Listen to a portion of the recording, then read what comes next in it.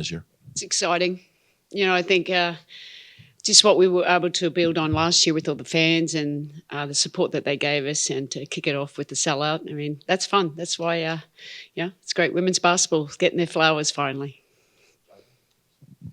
Thanks. Jonathan Tannenwell from the Philadelphia Inquirer. Now that you've gotten a chance to watch Caitlin Clark in person and on film a good bit, what have you seen from her game and her step up so far, and how do you do it as the opposing coach? Yeah, look, like she's a great young talent, and you have to remember that she's a young talent. She's coming into the WNBA for the first time. She's going to be a really good pro. I know that much. But it's hard coming in as a number one. I mean, when's the last time a number one pick has come in and dominated from the start? And I think she's had some really good moments for sure. She had 20 in the first game. We were able to keep her to single digits in that last game, but very capable. We can't leave her open. So I think the whole game plan's around her, and she's going to be a player that will continue to grow, because I think she's a quick learner. She's got high basketball IQ. And she's going to be okay. She's got to, hopefully not today. We'll make it as hard for her as possible. But I think all young players have highs and lows. All players have highs and lows. Hey, Sandy. After a game like Thursday, do you just tell the group to just repeat the same sort of plan, or do you sort of tweak things and adjust to sort of to anticipate any sort of counters from Indiana? Well, I think the biggest thing for us is not getting complacent. Is we have to come out. An area of growth for us is just continue to have that killer mentality. So let's see how we go. I mean, that's the goal. We have to make sure, can we do consecutive games with the same energy and intensity?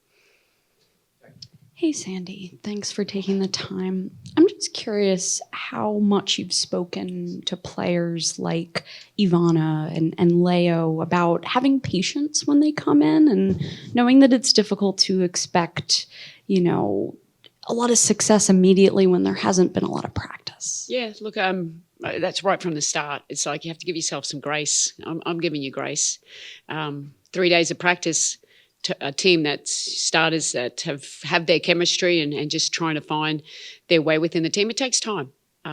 So it's like just control the controllables, focus on that, and do your best. That's all you can ask. And I do think our bench, we haven't had much time together. We had 4 players out, only 3 days in, and we're going to keep growing with more experiences that we have together. But I think they're going to give us some really great minutes this year.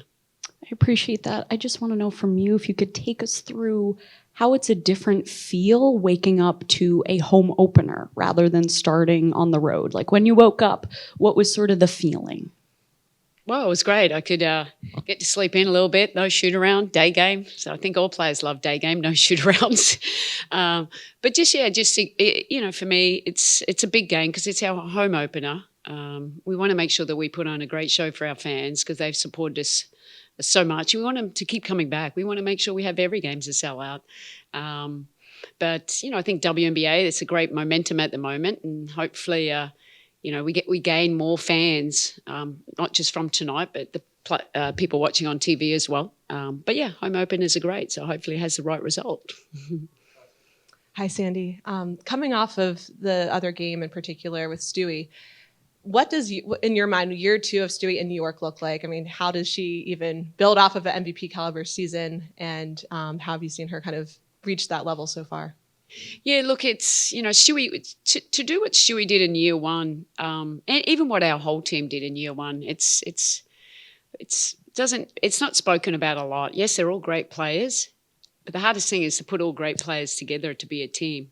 And, we almost got there. We had some areas we know we need to get better at, and Stewie led the way. I mean, as first time in this situation and becoming MVP, she did a lot of great things, and she really spent that off season working on her game. So we're trying to add another level, and Olaf worked primarily with her, and I think you see some of the results coming through now. But look, we expect the same and more from not just Stewie, but from all of them. So I'm excited for how the season looks, because you have chemistry now, and that helps. You're not trying to work it out how to play with each other. They kind of know, the starters know how to play with each other now, and how do we continue to grow on it. Hey, Sandy. Good morning. You spoke a little bit about Niara after the game 2 nights ago. During this homestand, is coming up against some good bigs earlier today, Ezzy with the Storm coming up, Reese in Chicago coming here as well. What are you looking from her and Niara's new role as she's going against these really nice elite guards, elite bigs coming into Barclays this season? Yeah, look, I'm really excited for Nyara. We're bringing her in slowly. She's on a little bit of a limit restriction at the moment, and she want to build her up in the right way.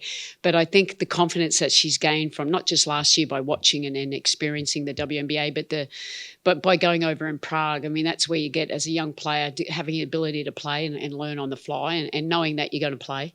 I think that certainly helps, but she's got a great body. I look forward to her helping us with her pace. She runs the floor extremely well. She finishes well at the rim, but just she's a great rebounder. And you saw the other night, we're capable of being versatile on defense. We did switch. We didn't have to that in that play there, but we switched and she stayed and played and blocked Kelsey Mitchell at the rim. That shows a fair bit about the potential that Niara has, and I'm excited about how it continues to grow this year. Is there a timeline for her minutes restriction or benchmarks you're looking for her to hit? Oh, yeah. Well, we're just building her up in the right way. So we don't try not to make him too many big minutes at the moment, and as that she responds in the right way. Sandy, when you look back at the film from Thursday, was there anything else from the way Benaja approached that matchup with Caitlin that struck you? And I guess in your years working with her, how is she a different defender now than she was maybe back in 22? Yeah, look, I think just her mindset, you kind of knew. I think every game, it wasn't just about Caitlin Clark. It's about, I'm guarding the best player on the other team every single day. So she takes that as a personal challenge because she is our defensive stopper on the wing. And we that's an important part about making us be the best team that we can be. But then she gives us so much all across the board. So I think that's the chemistry that we've got. But, that's just getting locked in, studying film, understanding tendencies of the personnel, players, and really, most importantly, having heart. She's tough.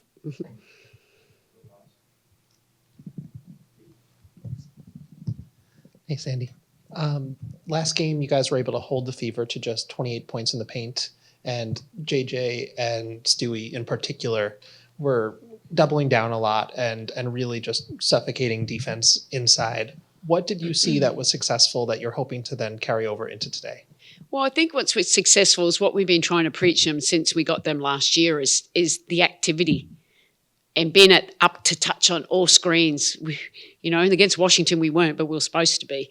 So it's having discipline to execute what we want and trusting the team behind it. So I think, it really does start with on the ball. Like in the first game, I wasn't happy that we weren't denying reversals or blowing up stuff. And we have to have that toughness every single day. We can't wait and let the other team get that momentum. So I thought our activity was great. You could see it at the point of the screen. We knew who was coming off. We executed our game plan as well as we could. We had a few breakdowns, of course, but the intention was there, and I think that's the most important thing. Hey, Sandy, Remy with the New York Times. A few minutes ago, you said, when was the last time you saw a number one draft pick kind of hit it off immediately? Brianna Stewart. Well, there you go. Candace Parker. Two. I can name two. Well, okay. Well, that answers my first question. But my second question was, there could be a lot of comparisons drawn to Sabrina. I was wondering if you could talk a little bit about when you saw it click for Sabrina, especially here in New York. Yeah, look, Sabrina had a tough, introduction to the league. She got injured after 2 games in the bubble and was injured the following year, trying to come back. And it's just, number ones, they got a bit of a target on their back. It's a little bit unfair in that, but they've earned it from their college experience. They're number ones. It's a history. It's not just the person. It's just, that's what it is. Kelsey Plum, it took her an adjustment. Look what she's doing now. Sabrina, look what the adjustment that she made. I think it just comes with experience, understanding what you need to continue to work on. And Sabrina, it was the first year that I was here, I think about halfway through the year, we knew how to play her best. So it was kind of a bit both ways. And then, putting the ball more in her hands and giving her confidence to go out there and, learn by doing and knowing that we had her back. And I think that's where she really grew because she's tough. I mean, all these number ones, they're tough here too. They just you got to give them, I just try and give them as much confidence, making sure we're holding accountable and telling them areas we need to get on, but we've got their back. Thank you.